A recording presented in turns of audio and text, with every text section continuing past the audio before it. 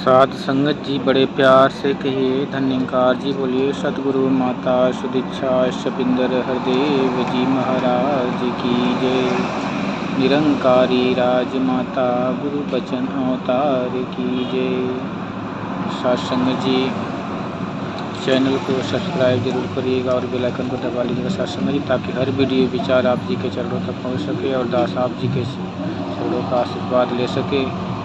साध संगत जी भक्ति लोकी अजय ना समझे, रब नू पाना भक्ति है।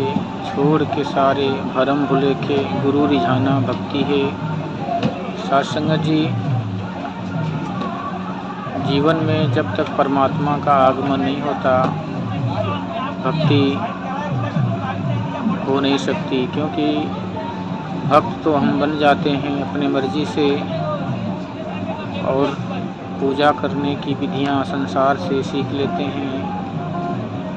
जो रीतियाँ आज से चली आ रही हैं उस रीतियों को हम या तो अपने परिवार में से या देखी देखा संगी साथियों या दूसरे का देख के भक्ति करते जाते हैं। लेकिन साध संगत जी इस भक्ति का कोई मूल्य नहीं होता, केवल एक दिखावा मात्र है।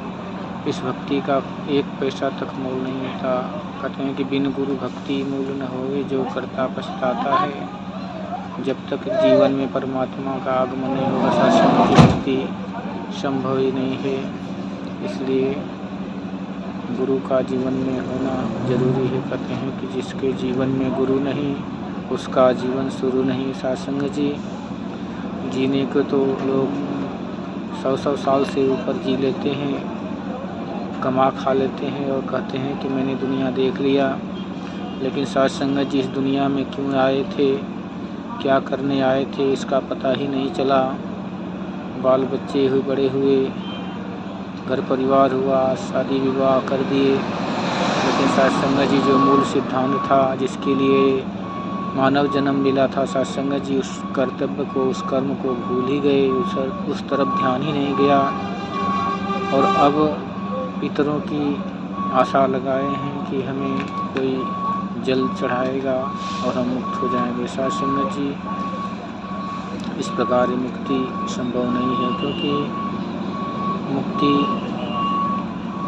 का जो सिद्धांत है साध संगत जी वो भगवान अर्जुन को बहुत ही बेहतर ढंग से बताए हैं गीता में कि जब तक जो हमें इस तत्व से नहीं जान सकता तब तक उसका जीवन चक्र 84 लाख योनियों से मुक्त नहीं हो सकता। साध संगत जी ये तमाम पूजा पाठ विधि विधान जितने भी कर्मकांड हैं सब के सब व्यर्थ हो जाते हैं जब जीवन में परमात्मा का दीदार नहीं होता। साध संगत जी कहते हैं कि पहले दर्शन मगरो पीति, फिर का चाहे कोई जाप करे, बिन देखे या प्रभुदाता जाप नहीं बिरलाप करे।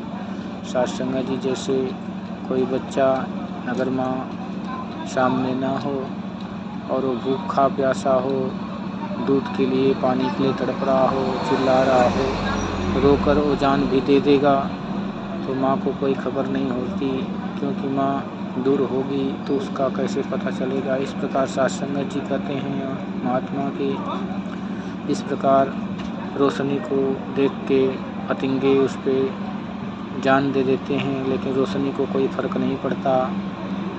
पपीहे जिस प्रकार स्वाति बूंद के लिए तरसते प्यासे अपनी जान दे देते हैं, लेकिन स्वाति बूंद को उसका कोई फर्क नहीं पड़ता।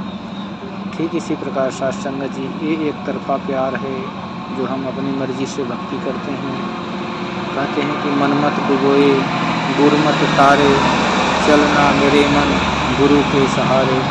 साध संगत जी गुरु वो मलाह है जो इस भवसागर से नाव को पार लगा सकता है, अन्यथा हम अपनी मर्जी से नाव को मझधार में ही डुबो देंगे। साध संगत जी कहते हैं कि ये जीवन मिला क्यों है, ये मिला है कि परम पिता परमात्मा जिन्हों से ये आत्मा कई जन्मों से बिछड़ी हुई है, जो तमाम कष्टों से घिरी इस मुकाम तक पहुँची है कि अब इसे मुक्त होने का समय आया है। लेकिन सत्संग जी ये इस माया मोह के चक्कर में फंस के उस रब को, उस परमात्मा को, उस मालिक को भूल गया जिसकी ये अंश आत्मा है। कहते हैं कि ईश्वर अंश जीव अविनाशी, चेतन अमल सहज सुख राशि। सत्संग जी ये चेतन जब तक नहीं होगा अपने परमात्मा के प्रति, तब तक इसका मूल सिद्धांत इसको मालूम नहीं हो सकता। और ये मालूम कराने के लिए सतगुरु ही जीवन में आता है, तब ये समझ में आता है। दास का जीवन भी ऐसे कर्म कांडों से भरा पड़ा था, लेकिन जब सतगुरु का आगमन हुआ तब समझ में आया कि परमात्मा को देखा भी जा सकता है। नहीं तो सत्संग जी कहते हैं कि ये आँखें, ये मन उस राम को टटोल रहा था जो फोटो में देखते हैं कि धनुष बाण लिए हुए सीताराम जी हनुमान जी के साथ हैं। ये आँखें उन्हीं का दृश्य देखती है, उन्हीं को पूजा करती है।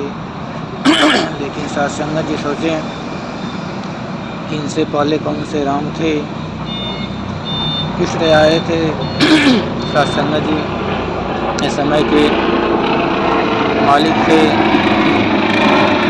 जिस कार्य के लिए इनका जन्म हुआ था वो कार्य करके भरपूर करके अपने लोक के किनारे। लेकिन सत्संग जी जिस राम को इससे पहले ही दुनिया पूछती थी वो राम कौन है, इसको जानना बहुत जरूरी होता है। सत्संग जी जब तक ये मन के अंदर भाव नहीं उठेंगे, मन के अंदर क्वेश्चन नहीं उठेगा सत्संग जी, तब तक भक्ति का जो दिशा है वो मिल नहीं सकती।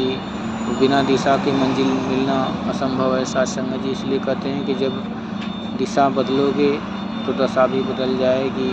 जैसे सत्संग जी उदाहरण के तौर पे देखें कि मीरा जी ने कितने ही अपना पूरा जीवन भगवान श्री कृष्ण की मूर्ति को लेकर उन्हें खिलाना, नहलाना, पिलाना, सुलाना सारे कार्य करती थी।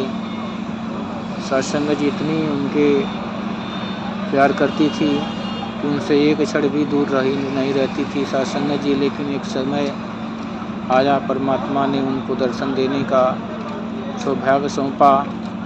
वो संगमरमर की मूर्ति टूट पड़ती है और वो रोने लगती हैं कि जी अब मेरा परमात्मा टूट गया, मैं किसे खिलाऊंगी, किसके साथ प्रेम में लगाऊंगी।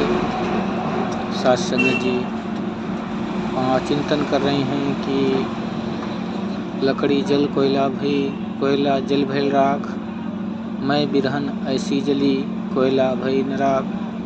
सत्संग जी अपने मन को करा रही हैं। इतने में कोई संत फकीर मिलते हैं। आप संत के द्वारा जैसे उन्होंने देखा रो रही हैं, उन्होंने पूछा क्या बात है मीरा जी। उन्होंने कहा कि मेरे कृष्ण जो थे टूट गए, अब मैं किसे प्यार करूंगी, किसकी भक्ति करूंगी। तब उन्होंने उनको संदेश दिया कि ये मीरा, जिस कृष्ण को तू संगमरमर का समझ रही है, ये परमात्मा एक दिखावा मात्र है, आया समय के साथ और चला गया। लेकिन इसका जो मूल रूप है प्रभु परमात्मा का, इसको जानना है, देखना है तो समय के पैगंबर सतगुरु रविदास जी के पास जाओ।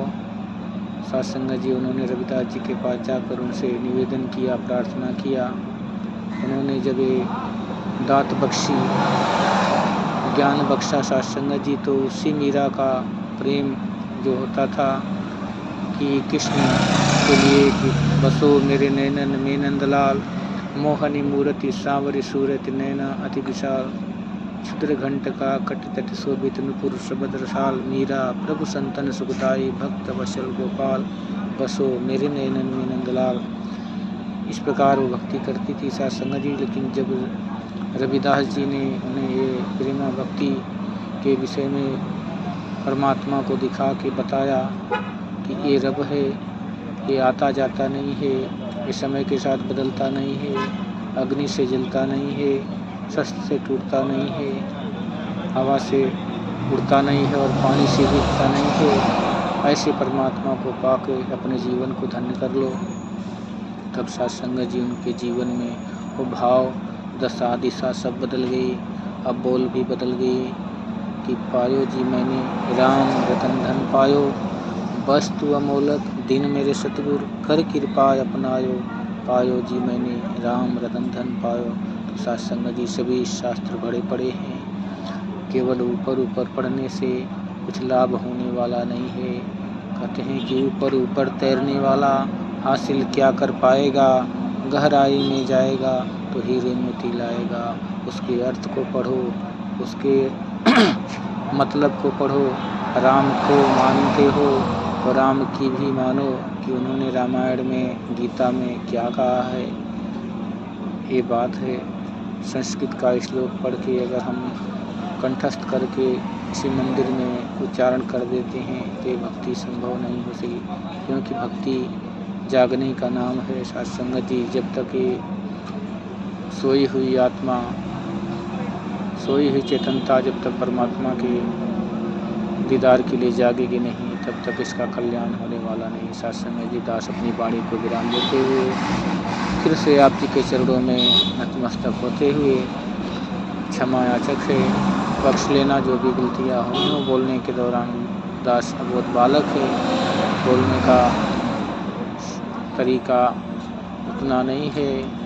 जो भी सीखा है टूटा फूटे शब्दों में आप जी के चरणों से सीखा है, बख्श लेना। धन्यकार जी।